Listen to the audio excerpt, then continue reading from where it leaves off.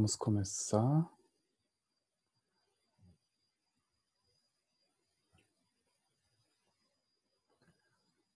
Só eu vi para a gravação. Melhor que eu coloco o meu vídeo aqui.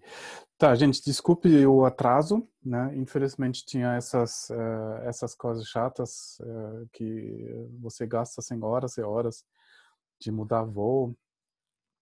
Depois tem que ver a coisa do visto da minha esposa. É complicado esse momento agora. Mas aqui nós estamos bem. O tempo tá muito seco, mas fora disso não tem problema aqui. Então espero que vocês estão bem. Eu estou todos os dias olhando as notícias do Brasil, até as pessoas que estão ouvindo uma coisa do Brasil estão me mandando. Até o vizinho estava chegando com cópias, essas coisas ele achou na internet, notícias do Brasil, né? Então espero realmente que vocês estão bem, né? Que vocês estão de boa saúde e também vocês vão estar bem emocionalmente, né? Então não sei se ainda vocês estão em isolamento, né? Mas de qualquer maneira espero que vocês estão bem. No Buda, no Dharma, na Suprema Assembleia, eu tomo refúgio até o despertar, através do mérito da minha prática da generosidade e das outras qualidades liberadoras, possa eu realizar o estado de Buda para o bem de todos os seres. Vamos lembrar primeiro que nesse momento nós achamos que o tempo é difícil, mas eu queria lembrar que nós precisamos tomar consciência que, na verdade, o tempo sempre é difícil. A coisa mais difícil e de abraçar que o que está acontecendo é o resultado das atitudes que nós cultivamos no passado. Quando a gente fala, nossa, que é difícil, eu acho que nós estamos muito enganados em termos da biologia, da ciência desses vírus que nós começamos só a conhecer. É o sétimo vírus que pulou de animais para humano. Então, em todos os casos desses gripes, do SARS, da gripe suína, Ásia, do MERS, do camelo, 7 foram pular de animais dominados, até torturados ou maltratados pelo humano, no humano. Né? Então é bem interessante ver. Vários vêm de morcegos, mas sempre quando o humano ele invade o meio ambiente dos morcegos e com animais que ele vai comer. Isso foi na gripe suína, também do camelo, né? Sempre nós forçamos, né, a natureza e depois nós reclamamos depois. Então, o que está acontecendo? Que nós precisamos cuidar da planeta, nós precisamos cuidar dos seres. Nós não podemos virar as costas, ignorar os fatos e dizer, bem, isso é um vírus do mal e agora está difícil. Não, é sempre difícil. É sempre difícil. O nosso corpo é frágil. O nosso tempo aqui no mundo, com todas essas capacidades que nós temos agora, sempre é muito limitado. E é muito difícil focar e usar esse tempo bem. Isso é a grande dificuldade de virar as costas e não querer pagar o preço real. Nós, na época, no ano 87, 88, na escola, eu vi do esquentamento global.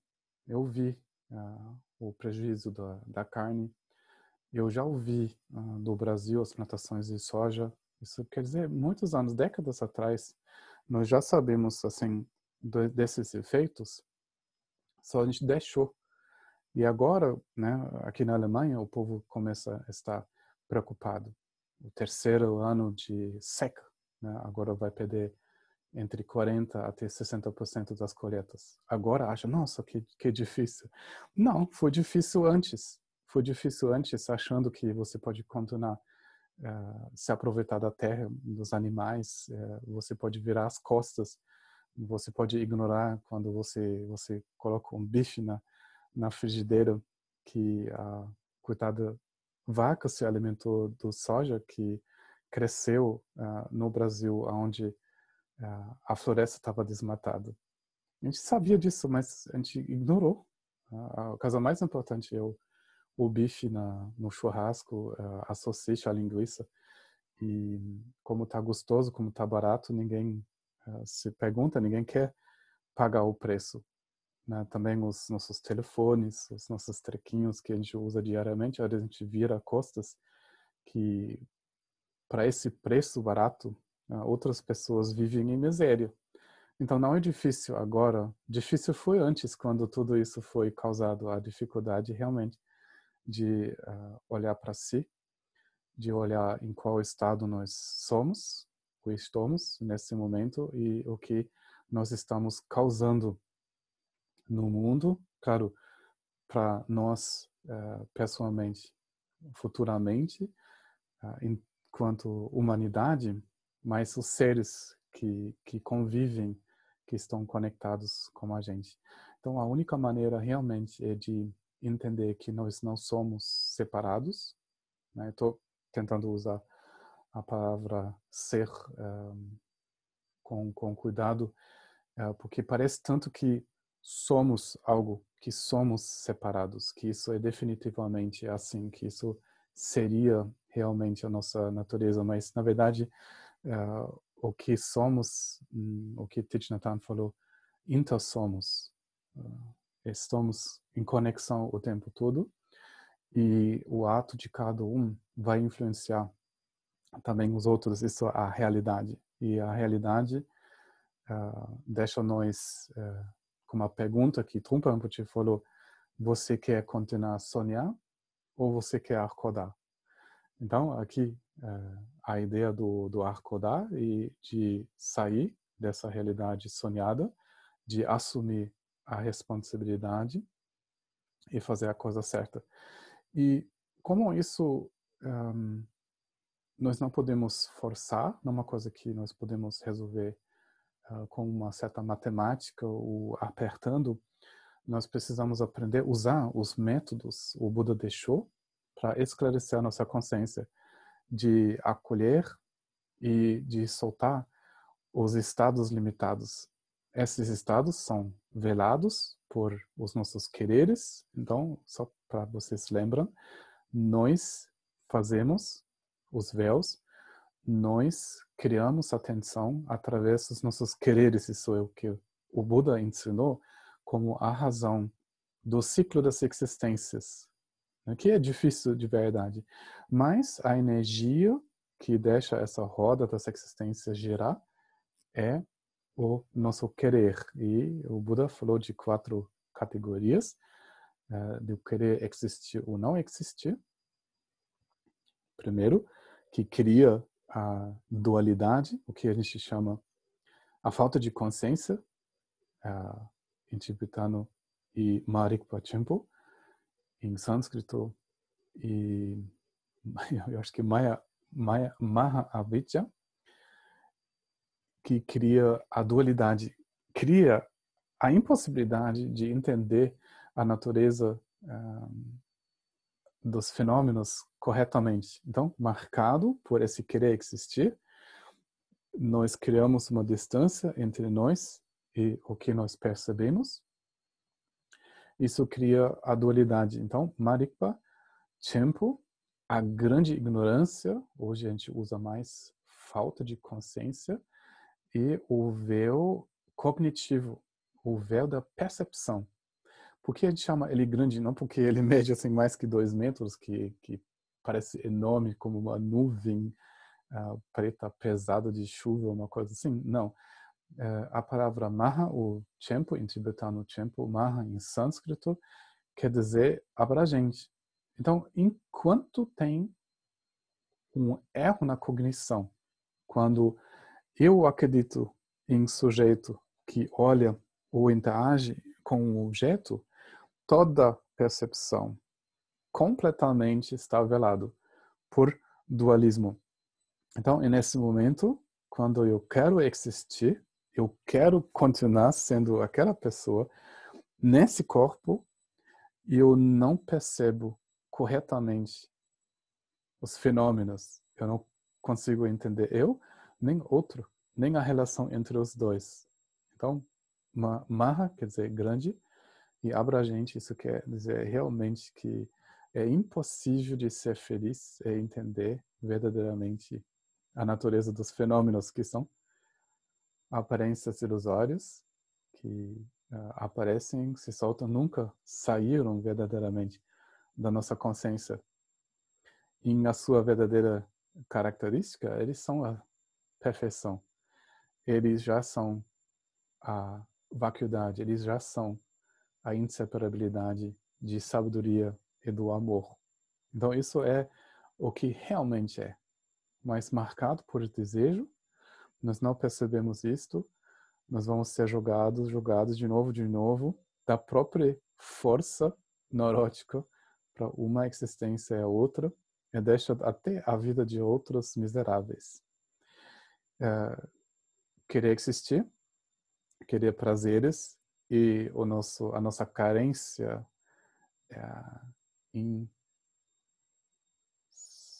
insaciável, não possível de satisfazer, do consumo de comida, de prazeres sensoriais, o desejo de ter coisas, de dominar. Então, isso, querer de prazeres ou experiências sensoriais. Depois tem o querer opiniões, de rotular, de abordar o mundo com conceitos, isso o véu conceitual, a gente chama isso Tokpa. E Tokpa quer dizer que a nossa maneira de processar a experiência quer dizer, intelectual e conceitual. Né? Quando tem um observador que fica mais alto, que está querendo perceber as coisas de uma perspectiva, para manter tudo uma distância segura, e essa tendência de opinar, de criar rótulos com o desejo de controlar a experiência, quando tudo fica bem em gavetas, quando a gente sabe o nome de tudo, parece que nós podemos realmente controlar o mundo. A gente pode ver esse desejo quando tem discussões sobre política, história, o que é o time de futebol melhor, né? Porque que time foi na Copa do Mundo 7-1, como foi isso? Nem me lembro. Mas essas coisas de opiniões, né, políticas, de discussões sem saber exatamente o que está acontecendo, e esse véu de querer rótulos. Enfim, tem mais um, o querer falta de consciência. O véu falta de consciência é o véu que faz que nós não sentimos, a gente não quer sentir, a gente nem quer sentir nós, nem os outros. Bem, eu estou repetindo eles, eu vou continuar a repetir, claro, porque o Buda falou, mas não tem outra coisa mais profunda. Quando vocês lembram desses quereres, quando vocês conseguem analisar a sua percepção, a sua atenção, e descobrir de onde vem, vocês conseguem de soltar, deixar a alimentar isso. Então, o objetivo da prática budista é de deixar secar esses quereres. Quando esses quereres não vão ser mais alimentados, todo mundo se libera da tensão, todo mundo se libera do estresse e a consciência se encontra em reconhecimento da sua verdadeira natureza. Não tem outros segredos que isso. O que trabalha a nosso favor? Que querer é desagradável. Quando você olha, então, em percepções desagradáveis, você pode ter a certeza que você vai achar no fundo dessa sensação desagradável um aperto do seu lado, um querer do seu lado. Então, quando a nossa consciência está querendo, ela fica sob a influência da impressão de não ter. Então, quando tem querer, a consciência percebe não ter. Carência, em outras palavras. E o mais você quer matar essa carência, o mais você alimenta esse jeito de perceber. Então, você alimenta o seu querer e você vai piorando a situação. Então, isso é importante. O objetivo da nossa prática é de fazer cessar esses quereres, essa carência. Então, isso na seguinte maneira, olhando aonde você cria com o seu querer, através do seu apertar a atenção e soltar, porque é desagradável, você salta e você vai ser aliviado. Segundo, agora isso é importante, isso é a maneira do Mahamudra e do Dzogchen de praticar, de olhar diretamente na natureza da percepção. O que nós vamos perceber? Que o objeto que nós tentamos agarrar é inagarrável. O observador que quer agarrar, quando observamos ele, também ele está sendo reconhecido com algo inagarrável. Daí, quando nós entendemos a natureza inagarrável dos objetos, tanto do objeto, tanto do sujeito em questão, a mente salta. Porque ela está reconhecendo a experiência como algo inagarrável. Então, isso é muito importante. Aí, cessa o desejo. Quando você entende que não há nada a agarrar, não vai acontecer o agarrar. Isso é o reconhecer. Nós treinamos praticando a visão. Então, quando a Nizama fala da visão, quando os mestres do Mahamudra falam da visão, e quando também o Dzongdzar Khyentse, no livro do Guru Drinks Bourbon, não sei como está traduzido em português, o guru toma cachaça ou pinga, não sei como está o título, ele nota que tem pessoas no Brasil tendo interesse, curiosidade de aprender, de se treinar na visão. Daí, isso decide se você está no caminho ou não. Quando o seu interesse é entender o que libera a sua consciência, você é um praticante. Quando domina o seu interesse de se aproveitar do mundo, você não pratica. Você se envolve cada vez mais com o mundo, você fortalece, você cultiva a tendência de agarrar os objetos com algo pessoal, você agarra a sua natureza como imperfeita. Então, o que é crucial é praticar a visão. E como manter? Não, isso está errado. Cultivar entrar na visão em momentos difíceis não é muito fácil, porque tudo move muito rápido, a demanda é grande, o estresse é alto, que a gente não consegue. Então, nós precisamos passos para apaziguar a força, a energia da emoção, até nós achamos a visão. Aí, nós voltamos para esse processo de trabalhar com 5 passos do Karma Chakra. E a última vez nós praticamos isto um pouco com a raiva.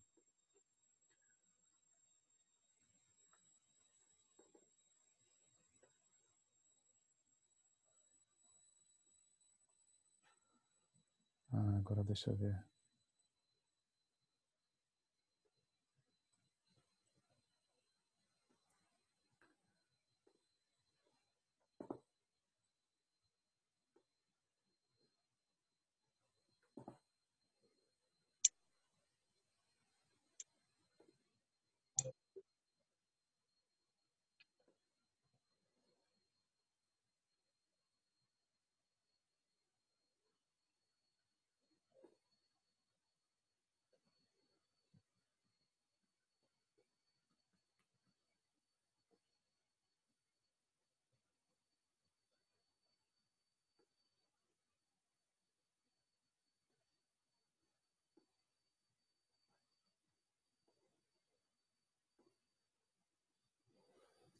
Desculpe só um momento, eu preciso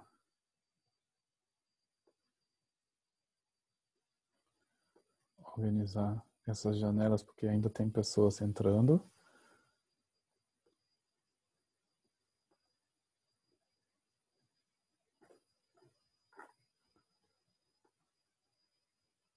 Ok.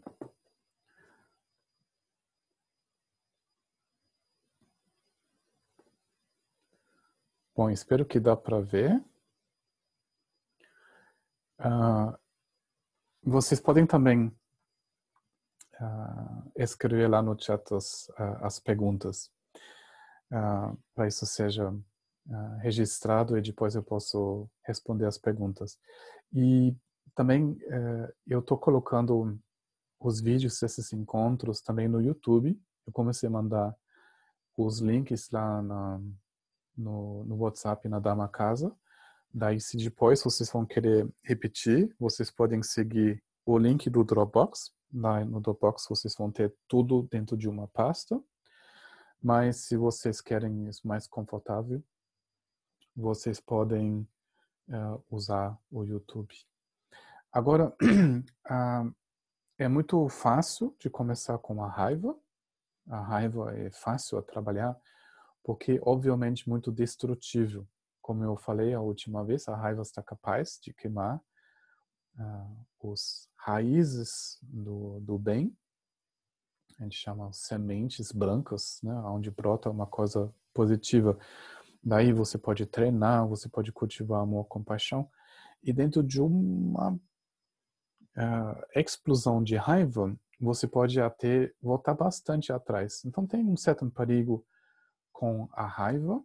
Então eu recomendo vocês não deixem a raiva tomar conta de vocês. Trabalha com a raiva. É muito importante perder o medo, né, contra a raiva, para poder realmente soltar ela. O mais difícil a trabalhar, na verdade, é o desejo. Por quê? Analisa a sua percepção. Analisa como que é. O que faz que você pratica? São as coisas boas e a comida boa que faz que você pratica? São filmes interessantes, são livros bons, namoro feliz que deixa você trabalhar? Não. O que deixa você se colocar em questão são as coisas desagradáveis. Um conflito no trabalho, uma briga, né, dentro do casamento.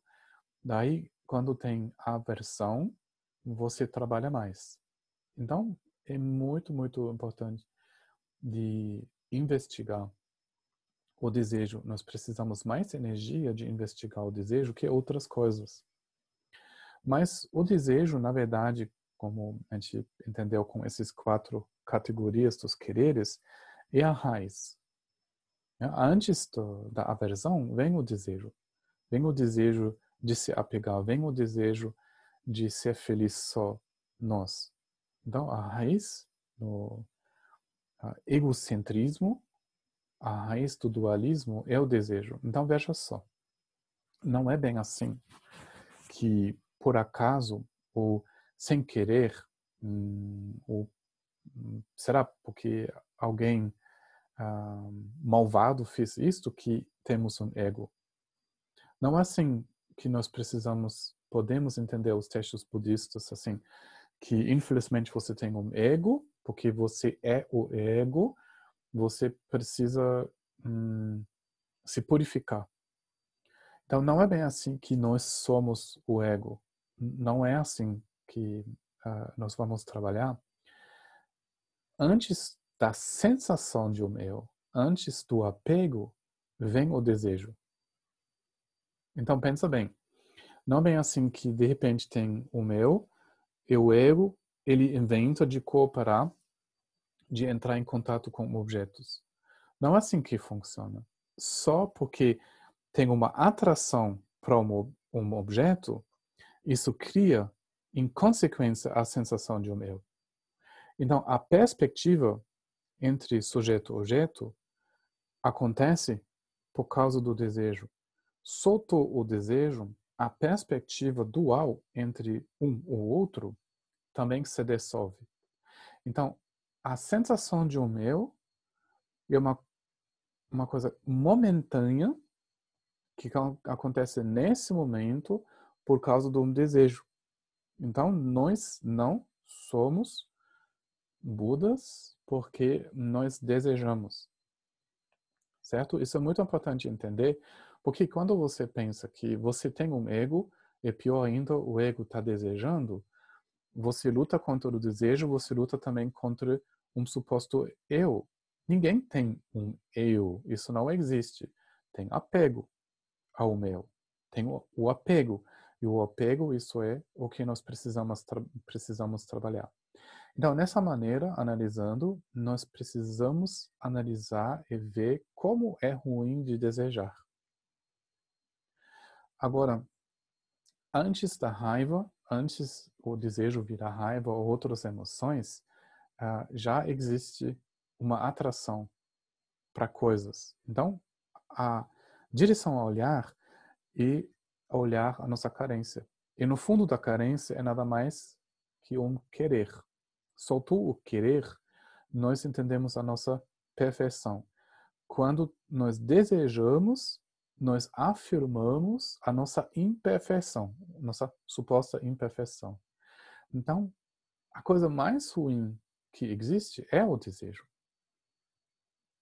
O desejo faz que nós ignoramos o bem-estar de outros. O desejo faz que nós viramos as costas do sofrimento de alguém outro.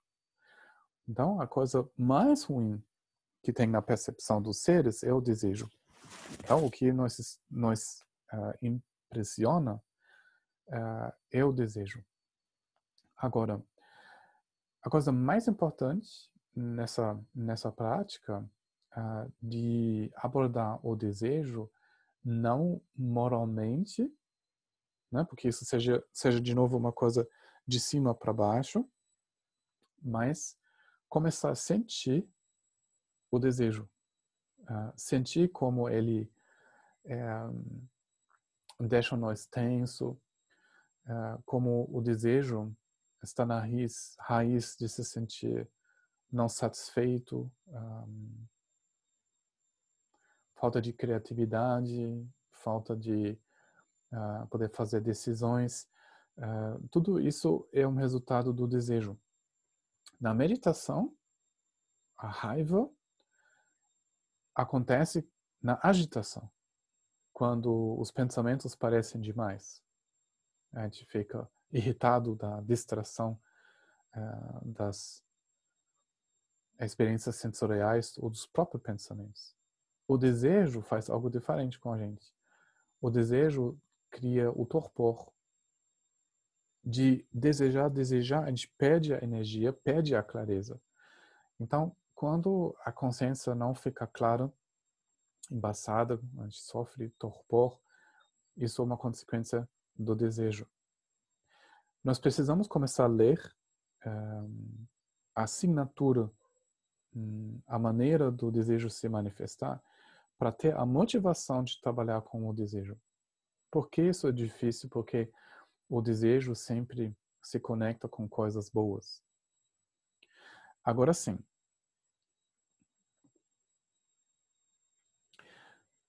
deixa eu ver, a Luciana está perguntando. Mas não há desejos bons como o desejo de despertar, o desejo de beneficiar os outros seres, etc.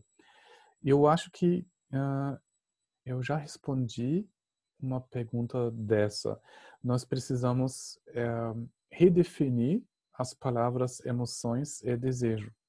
Porque na língua portuguesa, um desejo realmente não é sempre ruim, né? Porque você pode fazer desejos para felicidade para alguém. Só nas línguas até em alemão seria muito estranho de begehren, das Glück der andere begehren, é um pouco estranho.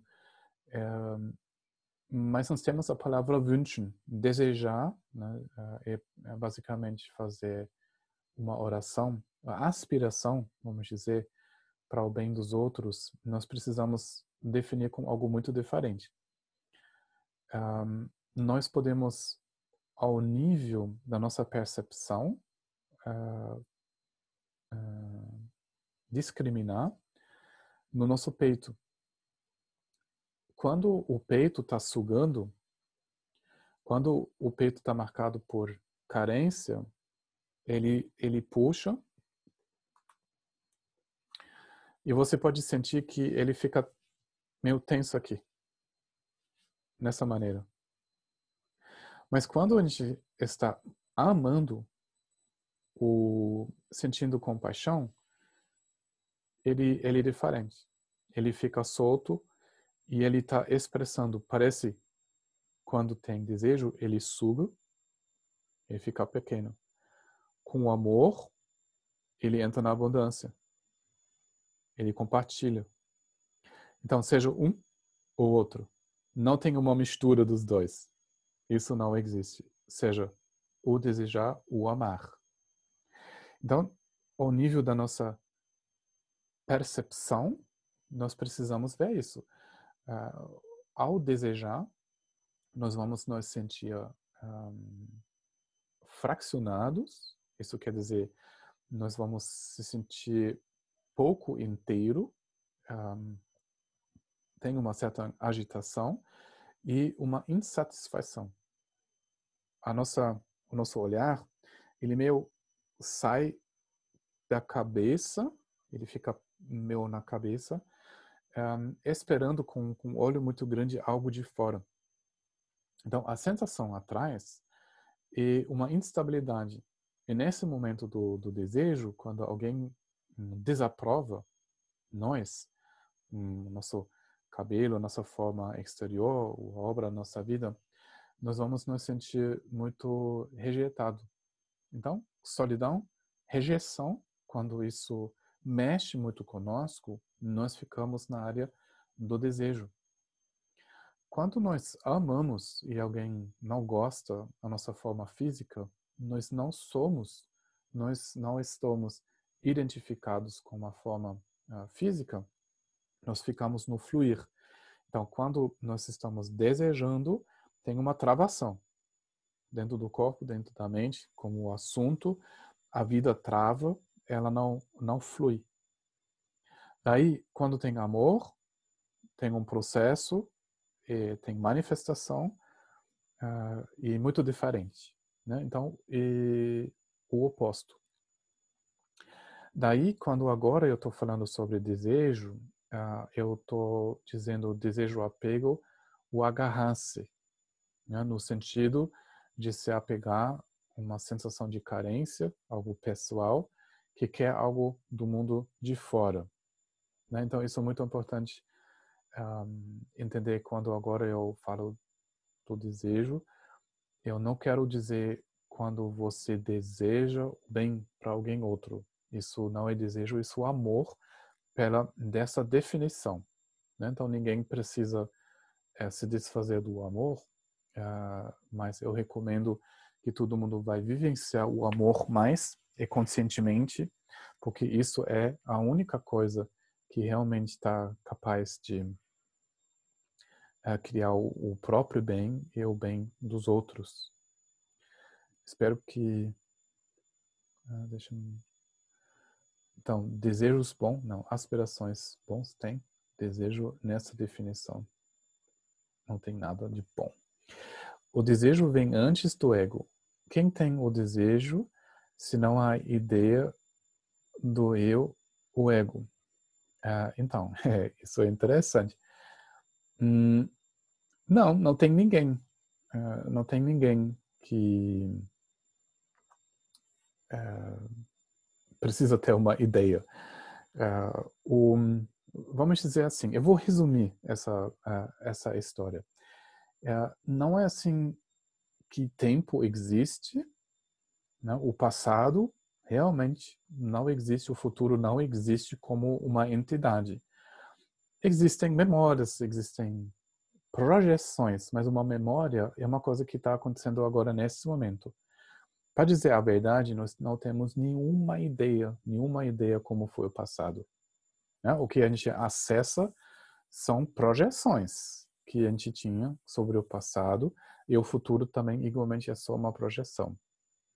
Então, o acesso no tempo é muito vago. A gente usa o tempo para aprender, né? Para ver o que vai nos ajudar a amadurecer, como direcionar as nossas ações de uma maneira mais sábia, mais amorosa. Sim, a gente usa, mas a gente não confia no passado.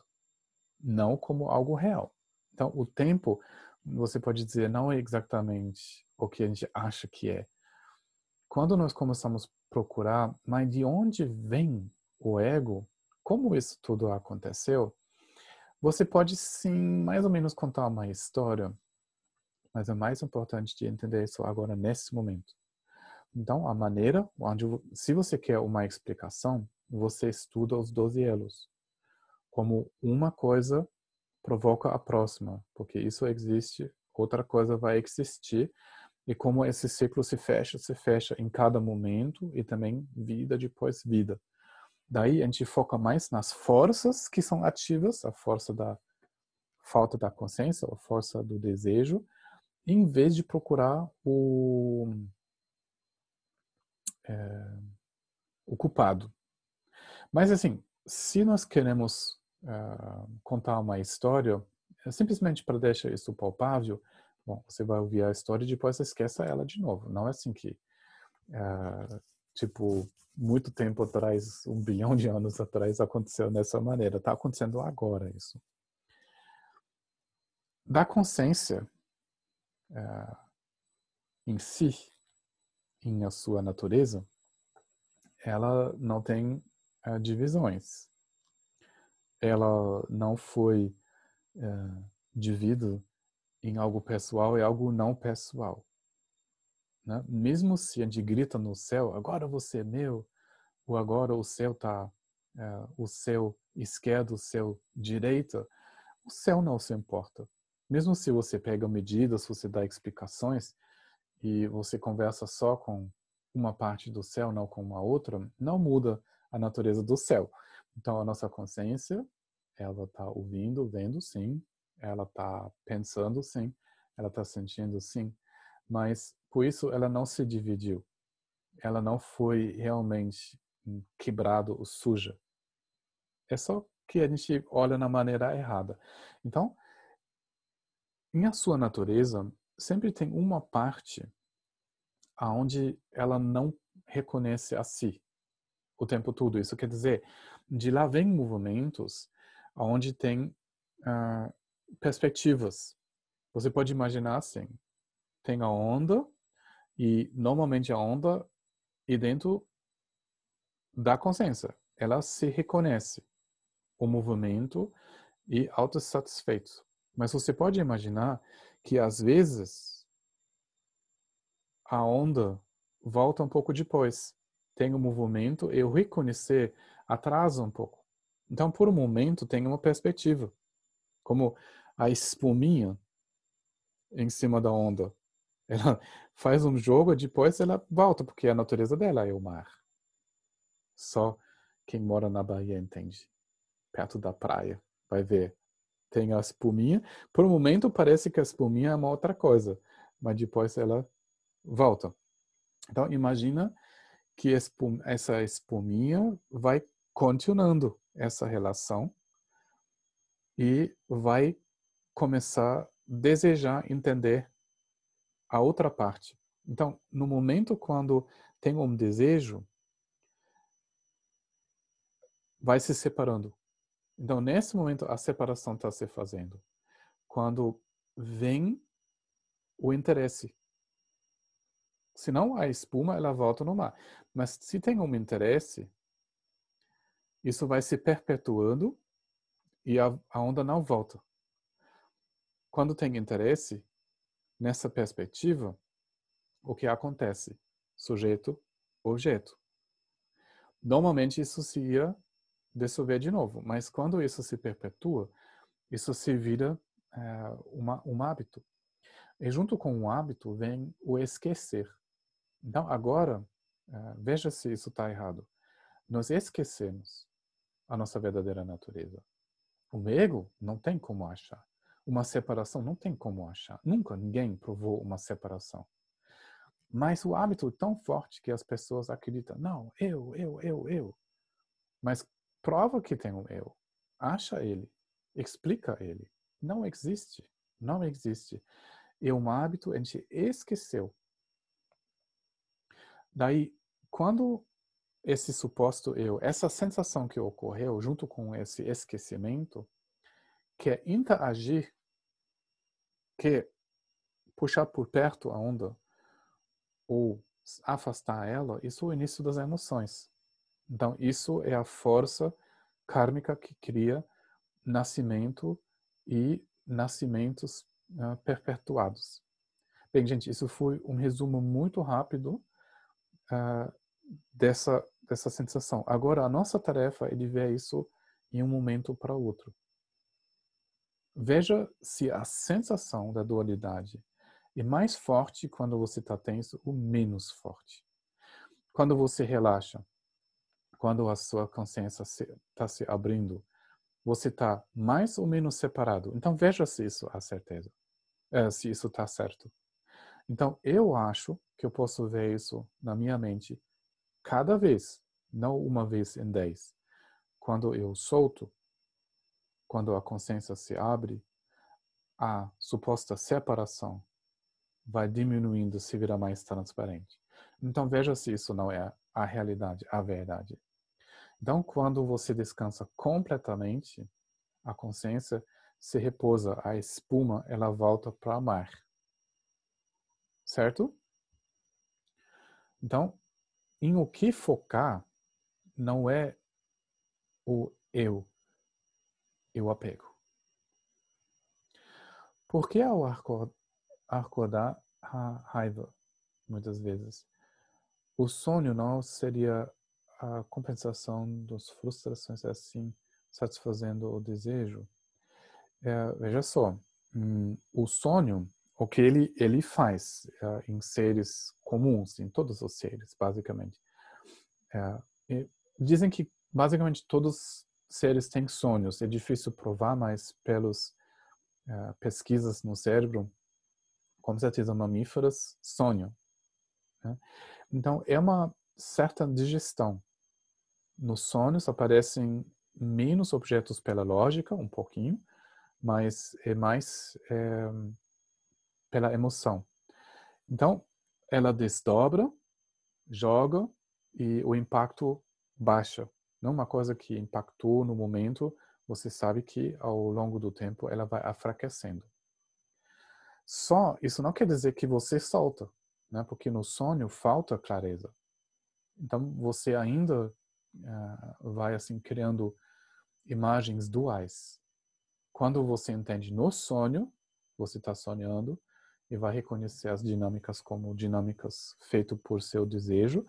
Sim, o processamento da emoção seria mais profunda e você acorda com menos raiva, você volta do sonho leve, o seu dia seria mais livre e mais inspirado. Então, a nossa maneira é ver quais são as emoções, aplicando os antídotos, entendendo a natureza das emoções, acolhendo eles assim, soltar as emoções para poder estar livre deles. Deixa eu só ver agora, a gente...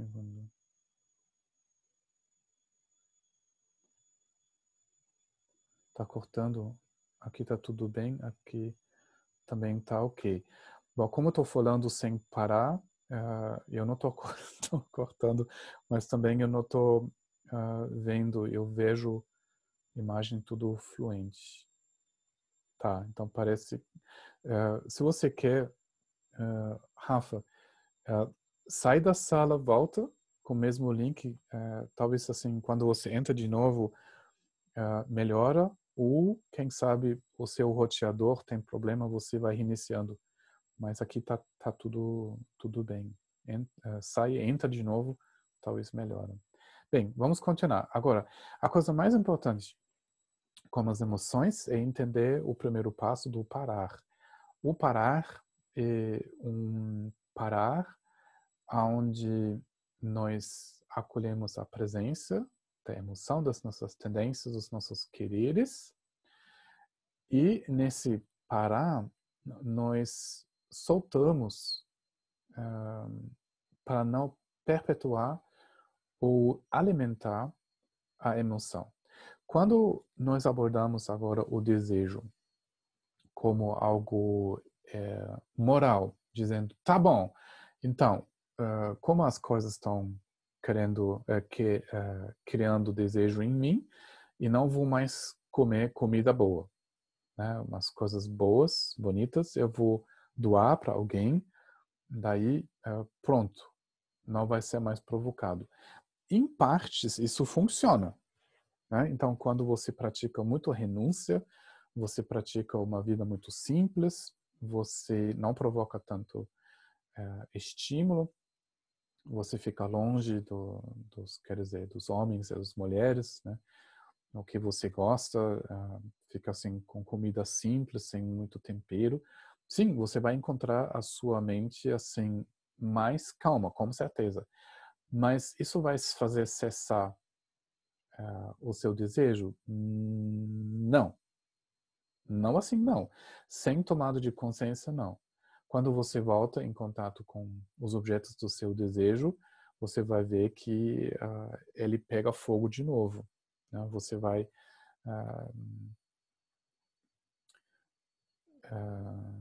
ser derrubado por isso de novo. Então, tem maneiras de vivenciar no budismo o desejo diferente. Tem o caminho, sim. Quando realmente você tem certeza, eu não quero mais sofrer, eu não quero mais provocar nenhuma uma vida de sofrimento, você pode fazer esse caminho. Você para com tudo, você vira monge ou monja, aí se retira de tudo. Isso é possível.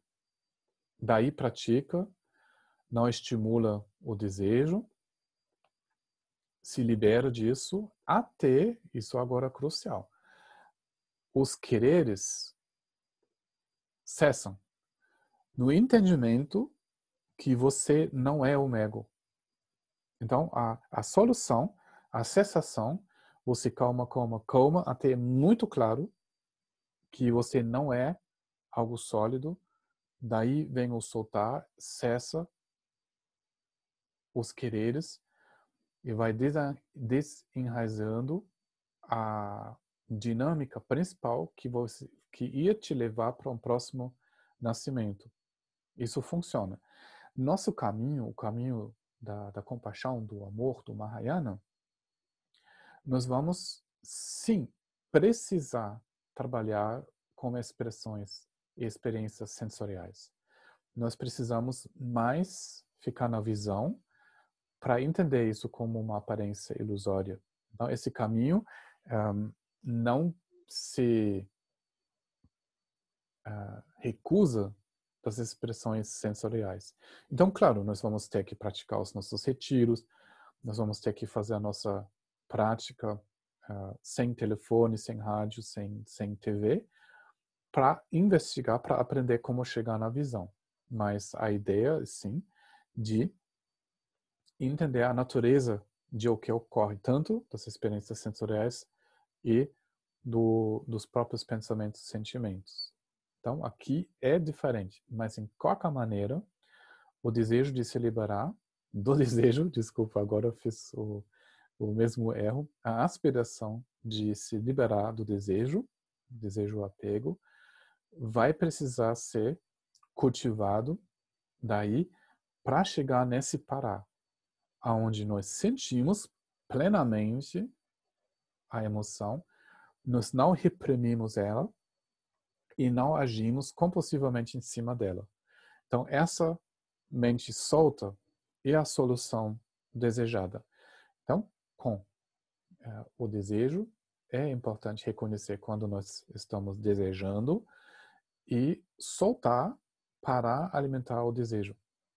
Você pode, sim, às vezes, não comprar essas comidas que estimulam, né? Você pode evitar TV, quer dizer, certos filmes, uma coisa assim, para não buscar a sua felicidade nessas coisas, né? Talvez você vai naturalmente diminuir nisso, mas em qualquer maneira é muito importante de permanecer com o desejo, com essa sensação. Depois, vai comer mais um prato, vai tomar mais uma taça, ou não. Mas o mais importante de entender é se parar. Agora, como esse parar, especificamente nesse mundo tão colorido, tão gostoso com a nossa, com tantas riquezas, com tantos prazeres, tantos confortos, nós precisamos trabalhar o nosso antídoto. E o antídoto, o remédio por desejo, é a impermanência. Agora, refletindo, contemplando, a impermanência é crucial, em qualquer maneira. Nós podemos praticar, contemplar a nossa impermanência. Isso é um pensamento muito importante. Entender que nós não vamos poder continuar dessa maneira. Isso é importante em relação às coisas externas do nosso corpo, mas também interno. Primeiro, nós vamos começar com as coisas externas. Nós vamos entender, nós vamos analisar, contemplar quantas dessas coisas externas nós precisamos realmente para estar feliz. Nós vamos analisar os momentos mais felizes e ver quanto isso dependeu de coisas. Nós vamos precisar imaginar como que é quando eu não vou ter isso. Será eu quero depender de coisas, de comida, de roupa bonita, de perfume? Agora, como que é isso em relação do nosso corpo? Será vai ser possível de continuar sem o corpo? Não. Depois nós vamos ver também os nossos processos. Será eu posso me apoiar em pensamentos? Não, eles mudam muito rápido. Na minha história de vida, não. Então, analisando em o que tem como se apoiar, você vai ver que basicamente tudo que você pode possuir não serve. Analisando o que deixou você feliz, você pode analisar melhor que as coisas não deixaram você feliz. Bem, o que é importante? Olhando a impermanência das coisas, dos pensamentos, dos sentimentos, para aliviando o apego. Quando você se apoia em algo que vai desvanecer, você cai, você sai da estabilidade. Agora, quando você para com o desejo, você para com as coisas, não tem importância se você tem uma propriedade muito grande. O segredo, você apega ela ou não. Agora, não é um problema de ter um corpo, a ter um corpo muito bonito, um corpo muito feio. Não é importante. O que é importante? O que é importante? Para que você usa ele? Você usa ele para ter ou você usa isso para manifestar? Então, pensa bem. É legal de ter pensamento. Quando você apega neles, você vai se ferrar. Você cria o seu sofrimento. Mas quando você usa eles para expressar criatividade, fazer novas invenções, de usar eles como ferramentas, é ótimo. Mas você não vai se depender neles. Então, tudo vem, está sendo oferecido, compartilhado. Então, essa reflexão é muito importante. Como fazer, então? De olhar em o que a gente se apoia. Lembra também a Ana Isabela fala muito sobre isso. Em o que você toma refúgio. O que fica importante para você. Então, isso é o crucial. Então, em o que você se apoia? A sua capacidade de manifestar ou você se agarra com muito medo em coisas? Certo? Uma reflexão que eu recomendo, né, que vocês fazem até regularmente, você pensa, isso é um certo desafio, mas é muito interessante. Pensa você morre agora. Tudo passa. Tudo que você tem, tudo que você sabe, tchá, você vai ter que abrir a mão. Para onde vai a sua consciência? Quando tudo se desfaz, para onde ela vai? Você tem um pensamento, meu Deus, o que eu vou fazer? Ela vai na sua propriedade? Para onde que a sua mente se refugiar? O que ela agarra? Então, isso já é muito interessante. Quando isso acontece, você imagina isso, você pode ver o que você ia chamar nesse momento.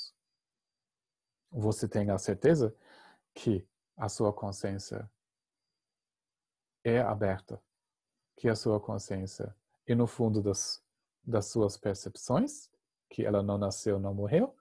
Você sabe como olhar para ela? Aí, faz. Ótimo.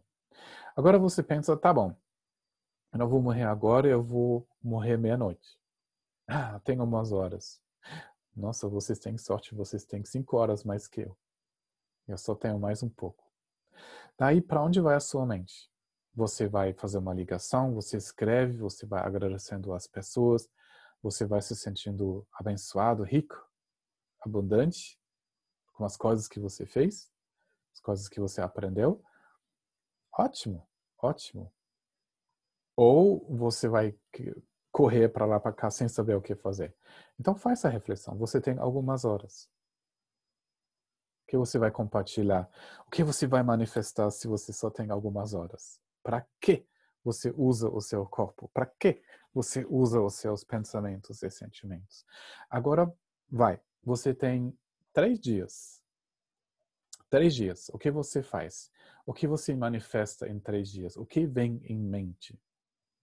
Talvez você pode fazer paz com alguém, você brigou, ou você faz uma gravação agradecendo todo mundo. O que você faz? Vai pegar suas coisas, vai doar, né, para as pessoas usarem depois da sua morte?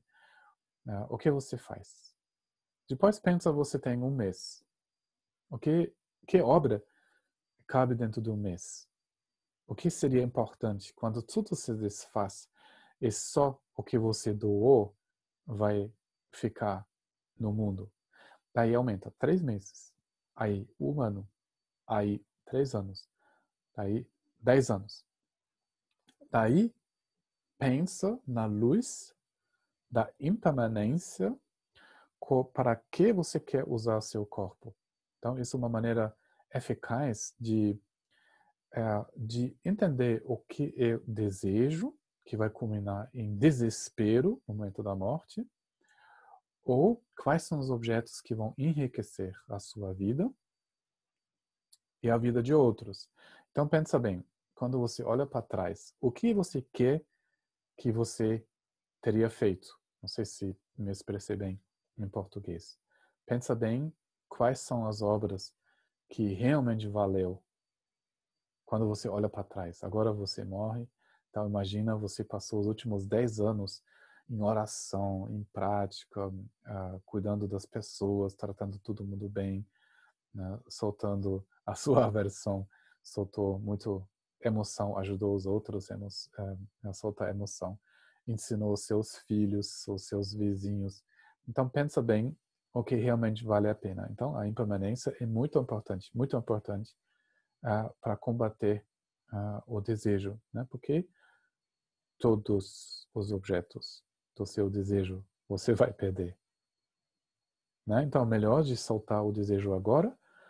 Daí você não precisa ter, mas você usa.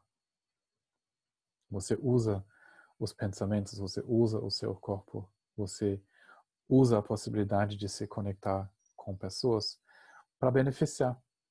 Aí você vai ser beneficiado. E o benefício em si é a nossa natureza. Agora, isso foi a necessidade de parar para não cair em uma prática onde tem muito julgamento, né, onde você está exigindo um certo castigo, né, onde você pode assim entender exatamente aonde você está nesse momento. Faz muito tempo, na frente de um encontro no monastério, eu perguntei o Karmapa, na época eu estava assim, ainda monge. Daí eu falei, mas, claro, tem regras, né? Mas fora das regras que a gente segue, né, para cuidar esse direcionamento na vida, né, dentro da comunidade também. Mas como eu vou julgar se eu vou comer mais um pouco? Ou eu coloco um tempero na comida? Ou eu faço uma comida gostosa, eu vou escolher uma receita, eu faço uma coisa assim bem gostosa para comer. Ou eu vou passear na natureza, ou eu vou ver um filme, ou vou assistir um esporte, um jogo de futebol, um rugby, não sei o quê. Como eu vou saber? Daí ele falou, olha só, não tem regras. Você não pode dizer isso sim, isso não. Você tem que olhar isso em cada momento. Daí, uma comida boa pode aliviar um estresse, pode ser uma expressão do respeito, né, de fazer uma coisa bonita, de aproveitar. Pode ser uma coisa da saúde física, mas também a saúde emocional. E outro dia, talvez um dia depois, isso é só desejo. Então, nós não temos como, nós precisamos olhar em cada momento. Parar, sentir o que está acontecendo. Eu estou me beneficiando, eu estou me alimentando, inspirando, ou eu estou correndo atrás de algo que, na verdade, cria só carência. O antídoto é a impermanência. Quando tem dúvida, olha isso na luz da impermanência. Agora, transformar a relação. Como o desejo pode ser o meu amigo? O desejo pode ser o meu amigo quando eu começo a olhar no fundo dele. No fundo do desejo, sim, nós vamos precisar acolher a carência. Daí, a ocorrência do desejo, ela pode sim, o trabalho chato de ver a carência, soltar. Mas nesse momento, eu posso também ver atrás de cada desejo e algo bonito. Então, quando eu estou desejando uma mulher, um homem, na verdade, no fundo, eu desejo do acolhimento ou desejo de conhecer amor. Eu estou procurando ele, provavelmente, em um lugar onde não tem. Se eu vou projetando isso em alguém outro, eu não posso ver isso no meu peito. O amor é no nosso peito e irradia para outros que vão ser beneficiados. Então, sim, eu posso seguir a procura de um namoro, de procurar, desculpe, procurando alguém que me apoia, alguém que vai aliviando a minha vida, por exemplo. Mas quando eu estou procurando, será um filme, eu estou procurando algo assim, eu posso ver que talvez, no fundo, soltando a carência, é a procura de paz, do encontro, de contato. Então, eu não preciso tratar os desejos bruscamente ou moralmente. Quando eu estou acolhendo o desejo, quando eu vou identificando através da impermanência que isso agora é um desejo, não, eu posso seguir ele, eu posso alcançar um contato com uma qualidade que eu posso acordar para mim. Quando eu estou procurando ela fora, ela vira carência. Mas quando eu sigo o desejo, quando eu vejo tem algo seco, algo que não cresce, um pouco mais no fundo, vem a inspiração. Cara, tem paz. Existe amor, existe acolhimento, existe compaixão, existe carinho. Daí eu começo a tocar ele em mim. Então, para trabalhar realmente o desejo, nós precisamos levar em consideração o que nós estamos procurando em algo outro, em algo fora. Nós temos isso em nós. Por exemplo, eu vou encontrar aquele menino, aquela menina, aí eu estou sentindo paixão. Daí eu posso dizer, cara, estou na paixão, vamos parar isso, vira costas, não olho para ele ou para ela. Ok, mas segue. Para com isso, vai observando.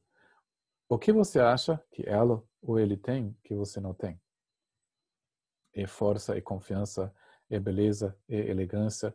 Então, fica com esse assunto e você vai ver que, cara, no momento quando eu estou identificando algo bonito em alguém, eu só posso identificar porque eu sei isso de mim. Então, a melhor maneira de combater a carência, não assim de só soltar. Claro, soltou, parou nesse momento. Mas vamos ver os passos graduais que são mais seguros. Identifica o que está ali. O que você projeta na sua comida ou nos filmes, ou em bebida, ou em cigarro. Então, vai olhando. E no momento quando você identifica, isso não já entrou em ressonância com você, em você, daí não precisa mais do cigarro, não precisa mais cobrar o seu parceiro com a sua felicidade. Ela não já está aqui em você e você compartilha, deixa ela ressoar entre vocês, não assim sugando, mas doando. E quer dizer, a relação vai subindo, vai ganhar cada vez mais energia, vai se virar cada vez mais inspirador. Então, assim, o desejo vira uma inspiração e um amigo. Então, não teima mais os seus desejos, deixa ele sair do... Eu nunca vou lembrar do solto do porão. Eu acho que porão, né? Lá embaixo. Então, embaixo do tapete. Deixa sair. Analisa. E em acolhendo, em parar com ele, vendo a impermanência dos objetos, você vai ver que tem uma ressonância que agora, nesse momento, acolhendo o desejo, tem a possibilidade de ressoar e liberar você. Deixa eu ver aqui as perguntas.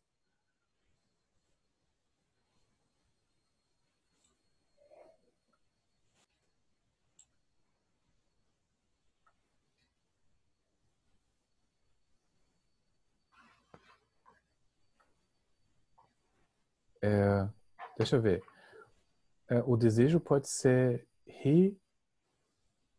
ressignificado e assim diminuir o seu poder de causar sofrimento. E eu não sei, José Henrique, que eu entendo completamente. Você está dizendo ressignificar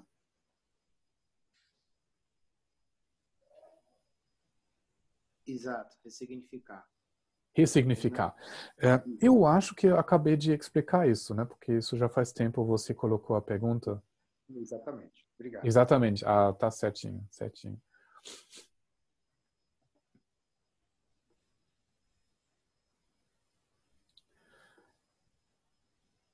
Gente, vocês têm mais uma pergunta? Ou curiosidade?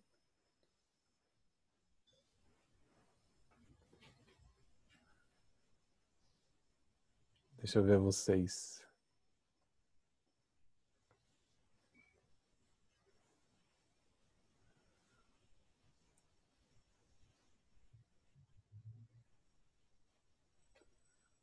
Tem mais irmãos aqui?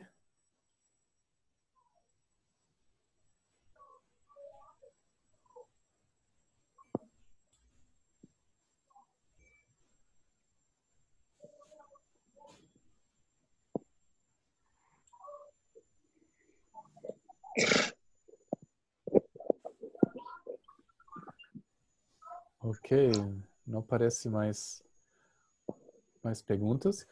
Então, lembre-se, eu vou colocar isso também no YouTube, né? Vocês podem dizer para os outros, porque eu Acho que vou, né, passar para todas as emoções. Acho que também seria ótimo um dia ficar em retiro, será uma semana, e trabalhar todas as emoções, para a gente perde o medo das emoções. Mas é bom de seguir os ensinamentos de todas as emoções. Você vai perguntar, Thelma? Acho que a Reni escreveu uma pergunta, Guelec, sobre memória. Isso, eu fiz uma pergunta sobre as memórias, porque eu, assim, pelo que eu entendi que você estava falando, né? Porque são essas ondas que você estava criando, falando do desejo, né? Da crista da onda, mas isso são todas vivências, experiências que a gente vai tendo, né? E elas viram memórias, são hábitos que viram e são eles impulsionam os nossos desejos? Essa é a pergunta. Essas memórias e esses hábitos, eles impulsionam nossos desejos, é isso?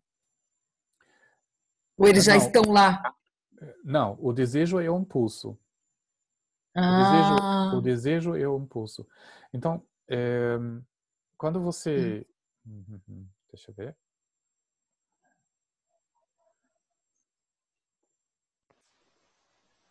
Essa coisa aqui, né? uhum, Tem a linha dos altos e baixos, certo? uhum. Essa é a nossa vida. O que faz essa turbulência?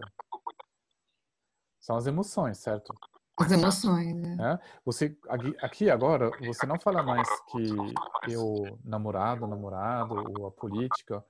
Você vai ver, não, o que mexe assim é a emoção. Aí tem 5. Não é muito a entender, são só 5. Mas por que tanta energia? Por que tanta tensão? Por que tanto medo? Por que tanta insegurança? Porque aqui são os quereres que criam, que mexem. Uhum, Então, os quereres são querer existir, né? Eu expliquei o início da aula, não uhum, repeti. Claro, nós vamos precisar uhum, repetir. Então, quando a sua consciência, né, que fica preso aqui na história, ninguém gosta de mim, mas eu quero, blá, blá, blá, blá. Quando você deixa a história, daí você traz isso na sua consciência, que você está querendo. Né? A carência vem dos quereres. Daí, soltou. Em outras palavras, os quereres criam o aperto. O Tá dando, aperto, o aperto e a onda. Agora sim, veja só. Guelec, tá dando eco no seu microfone. Não sei o que Não, eu aconteceu. preciso tirar a Reni. Cadê a Ah, Reni? Reni, Tá. silencia. Agora eu estou fechando a boca da Reni. Agora, né? Agora tá certo. É simplesmente um feedback, né? Reni, não assim que uma onda vem do passado. Uma sensação vem, uma experiência vem, e no momento, quando a experiência vem, nós reagimos em cima dela. Quer dizer, o que rola? Uma comparação. A gente não deixa ela se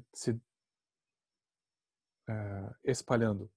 Se a gente deixa ela se espalhar, ela vem e passa. Sabe? Ela não pode fazer nada, absolutamente nada conosco. Claro que nós não existimos separadamente. Mas o que acontece, vem uma percepção, um cheiro, um sabor, uma forma visual. Ela pode vir e passar, mas a gente não deixa ela passar. A gente quer saber o que é isso. Nós criamos uma relação com ela. Nós ficamos com ela. Não só um momento, mas vários momentos. E a gente compara ela com outras coisas. E a gente fica, nossa, que cheiro legal, que comida legal, que forma legal, que pessoa bonita. Daí a gente começa a contar a história. A gente fica na história, os altos e baixos.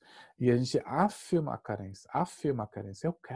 Eu quero olhar mais, eu quero olhar... Não assim que a gente conversa. É muito rápido.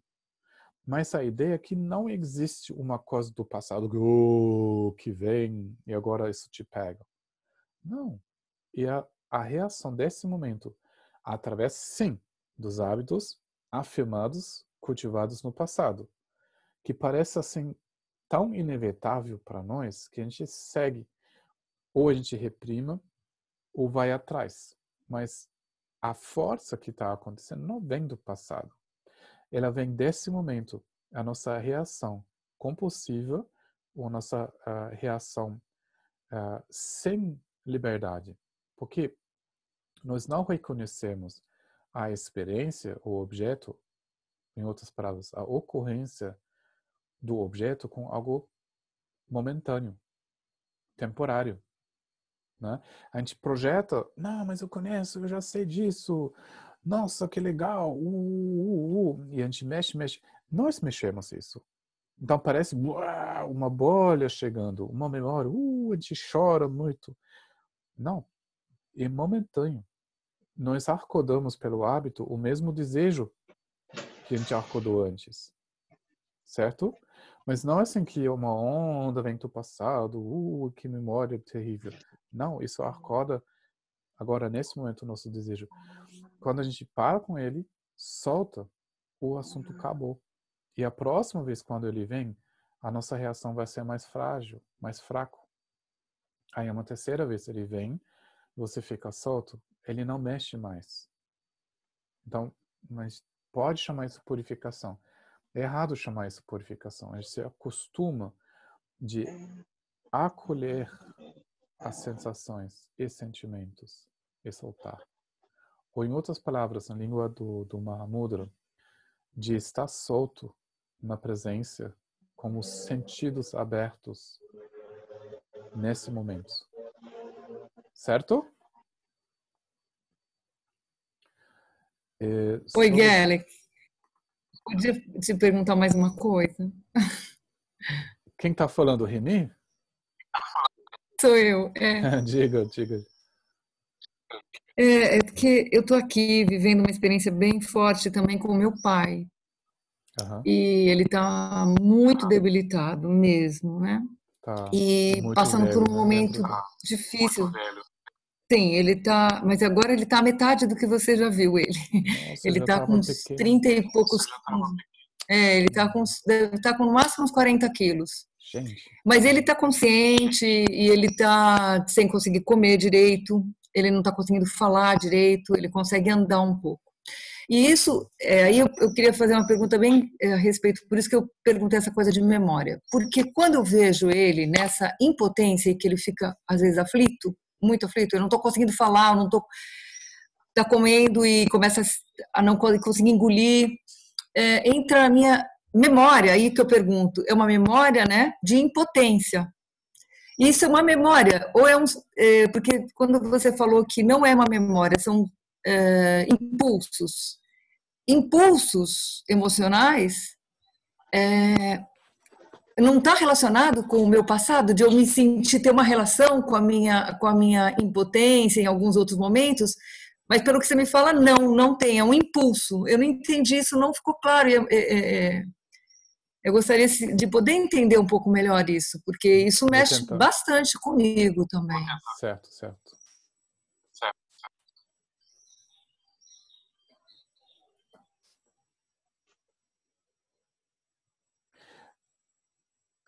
Bem, eu não tô, quando estou dizendo isso, claro que eu não falo, não estou ridiculizando os sentimentos que nós podemos ter, né? Em relação com uma outra pessoa, uma pessoa querida. Claro, a memória é mista de experiências de qualidade, experiências boas, né, de troca do amor, sim. Mas mesmo assim, quando nós comparamos essa experiência com o passado, é um desejo. Então, por isso a gente está sofrendo. Claro, com os pais, o karma é o mais forte, a ligação é a mais forte. Isso quer dizer, o que sobe, agora sobe e a nossa reação é muito forte. Né?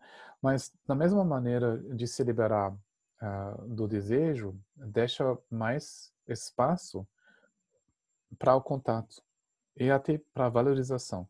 Né? Como não faz muito tempo a minha mãe morreu, também eu estava assim, na frente de todos esses sentimentos. Mas o que é absolutamente importante, soltando o desejo, não quer dizer que a gente vira costas. Do contrário, do contrário.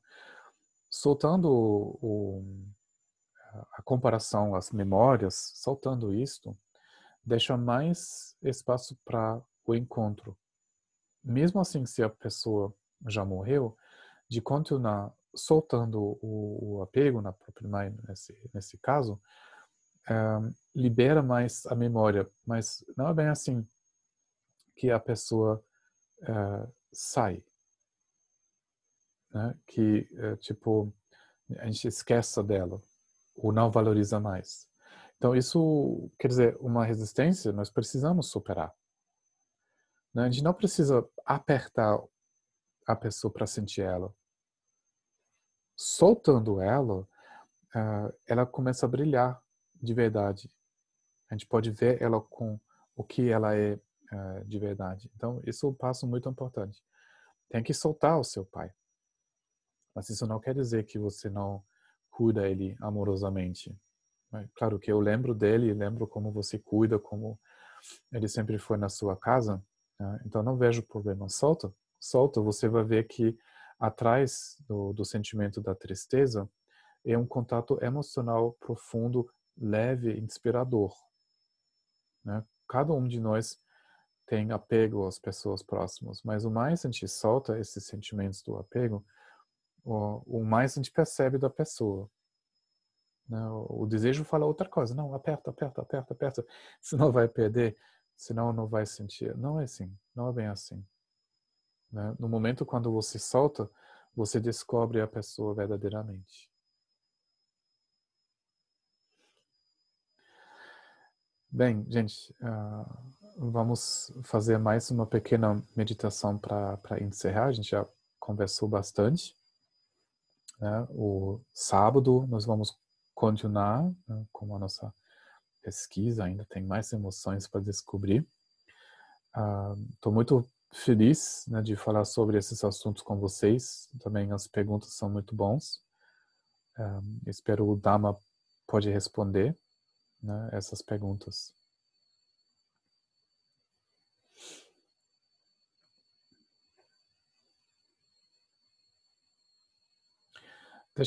Deixa você, nesse momento, sentir simplesmente todas as experiências e sensações desse momento.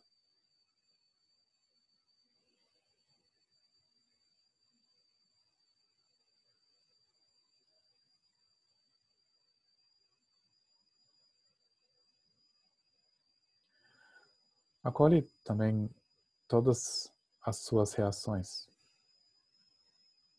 o seu desejo, a raiva, o medo.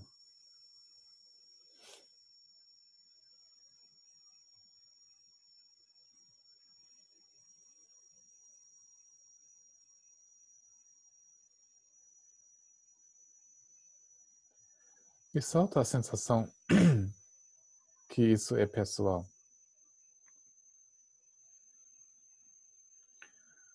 Que isso pode definir você.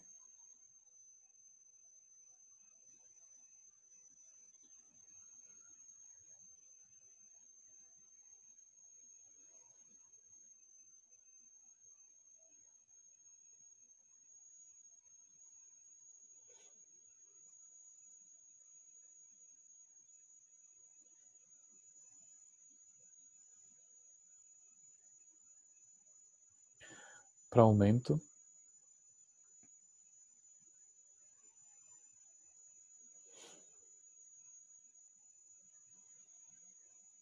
tudo que vem é como um eco,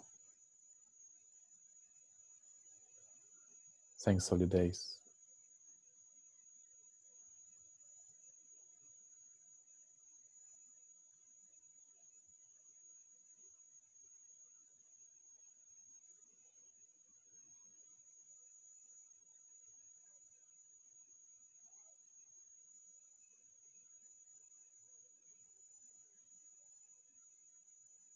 Tudo vem para passar.